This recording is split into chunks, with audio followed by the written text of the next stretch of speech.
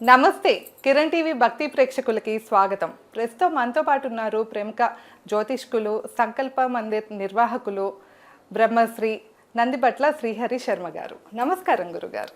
వాగర్థావివ సంపృక్తౌ వాగర్థ ప్రతిపత్తయే జగతః పితరౌ వందే పార్వతీ పరమేశ్వరౌ. ఆదిత్యాయ చ సోమాయ మంగళాయ బుధాయ చ గురుశుక్ర శనిభ్యశ్చ రాహవే కేతవే నమః. శృంగేరి జగద్గురు పీఠాధిపతులకి, కంచి పీఠాధిపతులకి నమస్కారములు తెలియజేసుకుంటూ కార్యక్రమాన్ని ప్రారంభిద్దాం.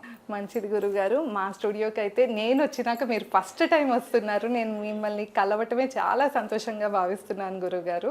మీలాంటి అంటే సబ్జెక్ట్ చెప్పేవాళ్ళు, జనాలకి మంచి చెప్పేవాళ్ళు చాలా అరుదుగా దొరుకుతూ ఉంటారు. మీరు మా స్టూడియోకి రావటమే మేము చాలా ఇదిగా ఫీల్ అవుతున్నాం గురుగారు. ప్రేక్షకులకు అందరికీ కూడా ఎప్పుడూ జ్ఞానాన్ని పంచేదే గురుస్థానం.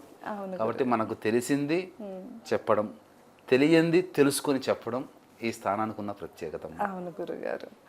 సో ఇప్పుడు నేను అడగపోయేది గురుగారు, ఇవాళ వచ్చేసి రష్మిక మందన అలాగే విజయ్ దేవరకొండకి వివాహం అయితే జరుగుతుంది గురుగారు. అయితే వీళ్ళ వివాహం వచ్చేసి 2 సార్లు జరుగుతుంది ఒకే రోజున అని చెప్తున్నారు. సో ఇలా 2 సార్లు జరగటం అనేది అంటే వాళ్ళకి ఏమైనా దోషం ఉండటం వల్ల అలా 2 సార్లు చేస్తున్నారంటారా? లేకపోతే అంటే చాలా మంది అయితే అట్లా అనే చెప్తున్నారు, దోషం ఉండటం వల్లనే 2 సార్లు చేస్తున్నారు అన్నట్లు. అది నిజమంటారా కాదా? ఒకసారి క్లారిటీ ఇస్తారా? తప్పకుండా. అంటే మీరు అడిగిన దాంట్లో తప్పేమీ లేదు. మీతో పాటు వీక్షించే మన కిరణ్ టీవీ భక్తి ప్రేక్షకులు అందరికీ కూడా చాలా మందికి సందేహం ఉన్నది. అనేక ట్రోల్స్ కూడా జరుగుతున్నాయి. ఎందుకంటే వాళ్ళు వాళ్ళ విధానంలో వాళ్ళు ప్రయాణం చేస్తున్నారు కాబట్టి ఎదుటి వాళ్ళకి అది యాటిట్యూడ్ లాగా అనిపించడం, ఇది నెగిటివ్ ట్రోల్స్గా చేయడము, వాళ్ళకి ఏదో దోషం ఉంది కాబట్టి 2 సార్లు వివాహం జరుగుతుంది, ఇలా పుంఖానుగా వాస్తవం అనేది తెలుసుకోకుండా నెగిటివ్గా మాట్లాడుతున్నారు. వాస్తవంగా చెప్పాలి అని అంటే చాలా పద్ధతి ప్రకారమే వివాహం చేసుకుంటున్నారమ్మా. అందులో ఏమాత్రం సందేహం లేదు.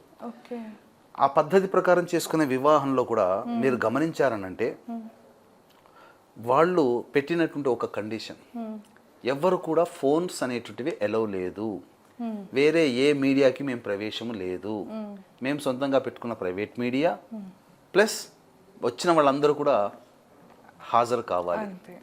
కానీ ఇందులో అంతరార్థం ఏంటంటే ఇగోనేమో వీళ్ళకిందరికి సొంత ఫోన్లు కూడా పట్టుకురాకూడదా, ఫోన్లు చూసుకుంటే ఏమైంది, అంత కట్టడి చేస్తారా, అంత బంధిస్తారా అని అంటున్నారు. కానీ ఫోన్ అనేటువంటిది కర్ణయక్షిణి కాబట్టి ఏంటది, వివాహానికి వచ్చినటువంటి వాళ్ళు ఆ వచ్చిన అతిథులందరూ కూడా ఆనందంగా వాళ్ళని ఆశీర్వదించాలని కోరుకుంటున్నారు. ఈ ఫోన్లు ఉన్నాయనుకోండి, వాళ్ళ మధ్య జరిగేటువంటి వివాహ తంతు ఏదైతే ఉందో వచ్చిన వాళ్ళందరూ పూర్తిగా ఆస్వాదిస్తారా? లేదు కదా. ఫోన్లు చూసుకుంటుంటారు, మాట్లాడుతుంటారు, మెసేజ్ చేస్తుంటారు, వీడియోలు తీస్తుంటారు, ఇమీడియట్గా చేస్తుంటారు. వాళ్ళ యొక్క వివాహ తంతు అనేటువంటిది శాస్త్రం ప్రకారం చేసుకోవాలని కోరుకుంటున్నారు. అందుకనే ఆ యొక్క మానసిక స్థితికి భంగం కలగకుండా ఉండడం కోసమే వచ్చిన వాళ్ళందరూ అతిథుల ఫోన్లు, పెద్ద పెద్ద స్టార్లు కావచ్చు, పెద్ద పెద్ద ఇండస్ట్రియలిస్టులు కావచ్చు, సెలబ్రిటీలు కావచ్చు, వాళ్ళందరికీ ఒక చోట భద్రంగా పేర్చి మీరందరూ మమ్మల్ని మనస్ఫూర్తిగా ఆనందంగా మా వివాహ తంతును చూసి మమ్మల్ని నిండు నూరేళ్ళు ఆనందంగా జీవించమని ఆశీర్వదించమని వేడుకునే సందర్భంలో పెట్టినటువంటి చిన్న కండిషన్ తప్ప ఇందులో ఏమవుతుంది, ఒక వివాహం జరిగితే పూర్వకాలంలో ఒక 30 ఏళ్ల కింద వివాహం జరిగితే ఈ ఫోన్లు లేవు కదా, అప్పుడు అందరూ కూర్చొని అసలు ఎటువంటి ఇబ్బంది లేకుండా వచ్చిన వాళ్ళందరినీ ఆశీర్వదించారు. కాబట్టి ఆ 30 ఏళ్ల కింద జరిగినటువంటి వివాహాలన్నీ నిలిచి ఉన్నాయి. ఏదో కొద్దో గొప్ప 1 6 తప్ప దూరం అయ్యారు. కానీ ఇప్పుడు వివాహాల్లో వచ్చిన అతిథులు ఎవరైనా మనస్ఫూర్తిగా ఆశీర్వదిస్తున్నారు. కానీ వాళ్ళ మనసంతా ఫేస్బుక్, యూట్యూబ్లు, ఇన్స్టాలు ఇవి చూసుకుంటూ ఆ అక్షింతలయాలు పిలవడంగానే ఆ అక్షింతలు ఇట్లా వేస్తుంటారు. ఆ అటెన్షన్ వాళ్ళకి ఉండకూడదు. మొత్తం పూర్తిగా మనల్ని ఆస్వాదించాలి, మన వివాహాన్ని ఆస్వాదించాలి, మనల్ని మనస్ఫూర్తిగా దీవించాలి. అప్పుడు ఏమైపోతుందంటేనమ్మా, వివాహం జరిగే తంతంతా కూడా పూర్తిగా వచ్చిన వాళ్ళ అతిథుల యొక్క మనస్సులో దాదాపు సంవత్సరం పాటు ఉండిపోతుంది. ఎంత బాగా జరిగింది అని ప్రతి ఘట్టము కూడా వాళ్ళకి గుర్తుండిపోతుంది వచ్చిన వాళ్ళకి. ఇప్పుడు మనకు ఒక మంచి సినిమా ఉందమ్మా, ఎటువంటి ఇబ్బంది లేకుండా సినిమా మొత్తం చూసామనుకోండి, ఇంటికి వెళ్ళినా రోజుల తరబడైనా సినిమా గుర్తుంటుందా? అవును, మనం మధ్యలో ఫోన్లు మాట్లాడుకుంటూ చూసే సినిమా గుర్తుండదు. సో ఇది వాళ్ళు కోరుకున్నది చాలా మంచి పద్ధతి. ఇక రెండవది మీరు అడిగినటువంటిది, వాళ్ళు వివాహం చేసుకుంటున్నారు, దోషం ఉంది కాబట్టి రెండోసారి చేసుకుంటున్నారేమో. కాదమ్మా, విజయ్ దేవరకొండ మన అచ్చమైన తెలుగు అబ్బాయి. రష్మిక మందన్న కొడువా జాతికి సంబంధించినటువంటి గిరిజన యువతి కుటుంబానికి సంబంధించినటువంటి. ఈ కొడువా జాతి అంటే మంగళగిరి కాదమ్మా, మంగళూరు ప్రాంతానికి దగ్గర కూర్గ్ ఉంటుంది. ఆ కూర్గ్ని ఆనుకొని ఉన్నటువంటి గిరిజన తెగలలో ఒక తెగ కొడువా తెగ. ఈ కొడువా తెగలో ఉన్నటువంటి వాళ్ళందరూ కూడా వేల సంవత్సరాల నుంచి ఆచారాన్ని పాటిస్తున్నారు వివాహ విషయంలో.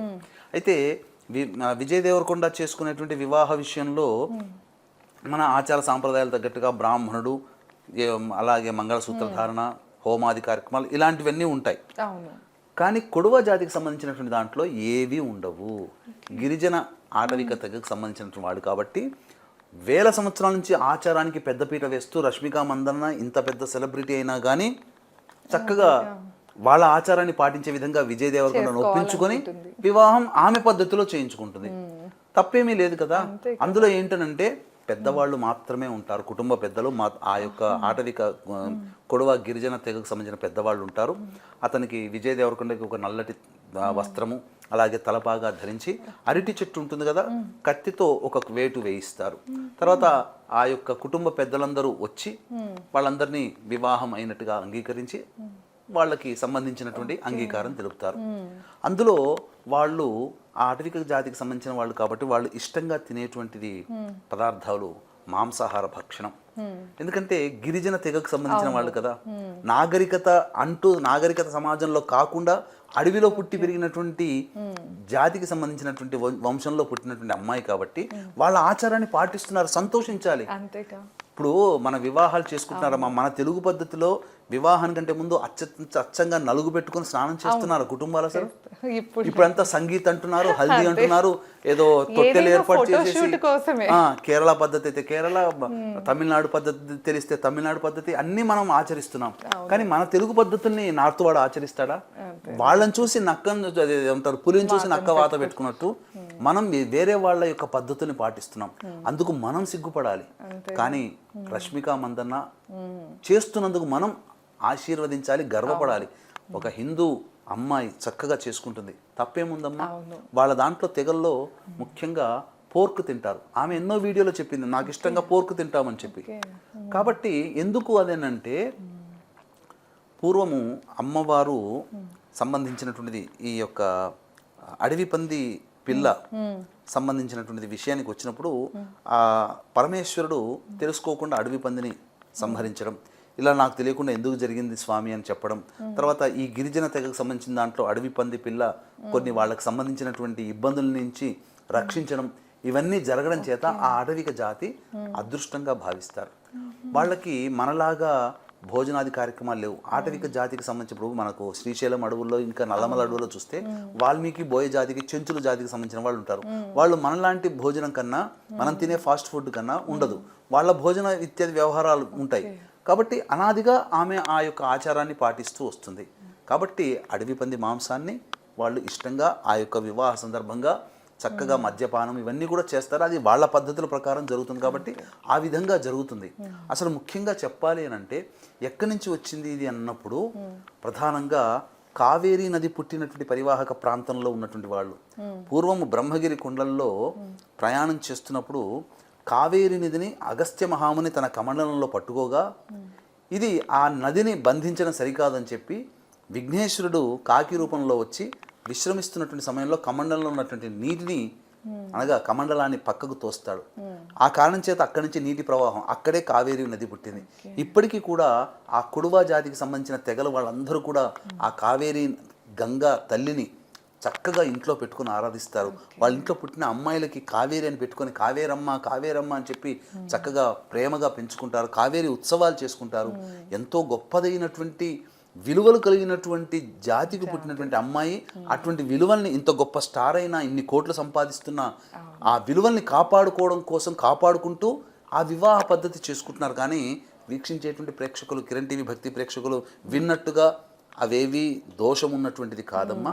చక్కగా వాళ్ళు ఇప్పుడు ఇంతకుముందు సమంత చేసుకుంది కదా, నాగ చైతన్య వివాహం చేసుకున్నప్పుడు హిందూ పద్ధతిలో, ఆంగ్లో ఇండియన్ కాబట్టి మళ్ళీ క్రిస్టియన్ పద్ధతిలో ఇంకొక రోజు వివాహం చేసుకున్నారు.